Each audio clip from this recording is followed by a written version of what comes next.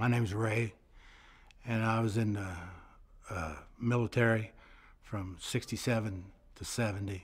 I was an infantry squad leader. I went to Vietnam in '68. I was there for almost 3 months, and I got wounded. I was in Khe Sanh, and I went into the A Shau Valley.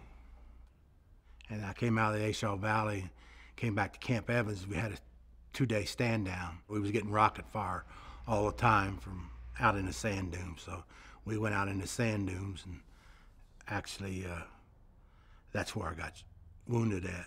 A friend of mine was killed, and that was a lot of hatred there for me, okay, because he was sitting right beside me and a sniper shot him right between the eyes.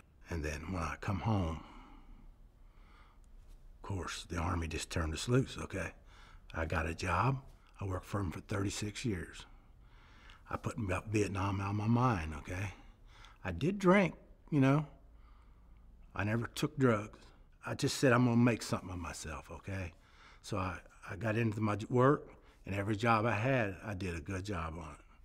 And if I get to having too much problems, I actually would take on more work. I worked 16 hours a day at my job and come home and raise a garden, mow the yard, and keep my house up. When I come home, I just was a different person. And if somebody throw a firecracker, I'm on the ground, okay? The 4th of July, I can't stand it. I try to stay in the house because all the neighbors shoot fireworks off. And if a firecracker goes off and I don't know it's going off, my heart starts pounding. And I had an anger problem. Every time something didn't go right for me, I'd get mad, okay?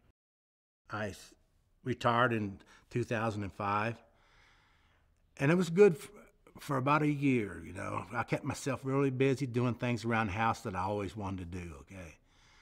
And then after that year, things began to change. I began to have the nightmares more often and the night sweats more often. And I'd wake up screaming and hollering. I went to the VA and actually talked to my doctor, and she said, Ray, we can get you in to see a counselor. So I got in to see my counselor. It wasn't easy for me to go, okay? But you know, when you have a nightmare and hit your wife, or you go off the handle on her all the time, and you can't tell your kids that you love them, you got to get some help, okay? And I realized it, okay? And it wasn't easy, but I went. When she started talking to me, I said, I ain't talking about no damn Vietnam now, okay? And she says, okay, we won't talk about it. Well, it took about a couple of months, 3 months, and I seen her about every week. After a while, I finally broke down and told her. And we both cried, okay? And that's when she told me, she said, you ain't less a man because you cry. It's just because you feel for somebody. So anyway, I've been going to her ever since, and she's helped me a lot. I'm in a group, a Vietnam group down at the VA in Lawrenceburg. We don't actually talk about Vietnam every time, but when we go in, the counselor there will say, how was your week? And it will go around the circle. There's about 9 or 10 of us in there. When I go into a restaurant, I'm gonna look for a way out. I don't sit in the middle, I set my back to the wall, and it's gonna be a door pretty close to me, okay? And you know, my wife says, Ray, you're not in Vietnam. That's what she tells me all the time. You're not in Vietnam, you're home. Used to be, we wouldn't go anywhere where there's a lot of people, okay? And there's times that I can't.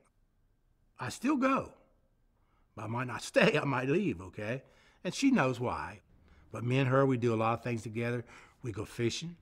I got a fishing boat, we go fishing. Everywhere I go, she goes. And everywhere she goes, I go most of the time. We do a lot together. You know, we go to our family functions together. I can tell any of the veterans, you know, if you think you need help, go get help, okay?